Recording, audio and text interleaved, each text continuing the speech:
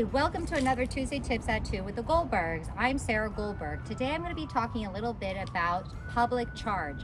This is a topic that a lot of uproar was created during the Trump administration. Basically, it was a document asking for particular information from applicants for permanent residence. What did it ask? If this individual obtained any public benefits, subsidies for housing or food stamps and other such items that could maybe prevent that person from obtaining permanent residence. That individual also had to produce a credit report.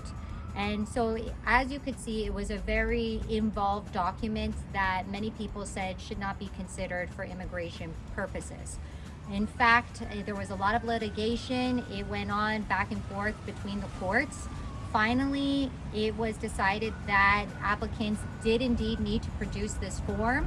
And so immigration was accepting applications for permanent residence, not having to produce this form. But then soon thereafter, started to get requests for evidence, which means that if an immigrant doesn't produce certain information within a given time frame, their application could be denied.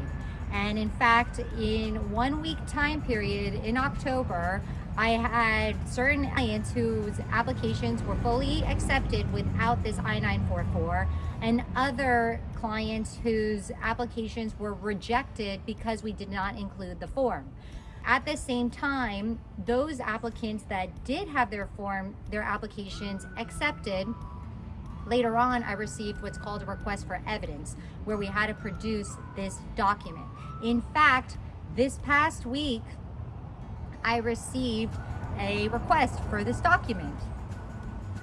Now, what has happened since? The Biden administration has said that they're no longer going to try to ask for this form to be produced.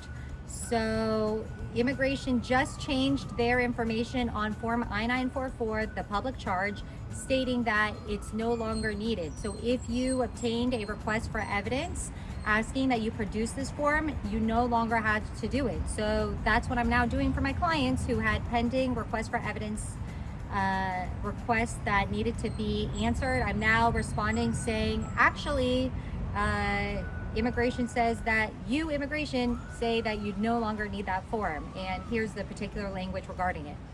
Separately, something else in terms of the news, well, apparently there has been an uptick in immigrants coming to the border.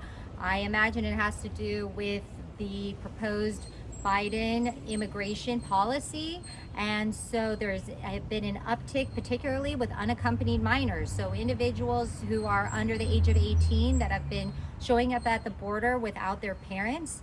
Previously, around this time last year, the numbers were around 340 per day of unaccompanied minors. That number in the past 21 days has increased from 340 to 435. So there's been an uptick. We haven't heard anything about how the administration will approach that, because currently the Biden administration is trying to do a humanitarian policy, but we'll see what comes next. Until next time.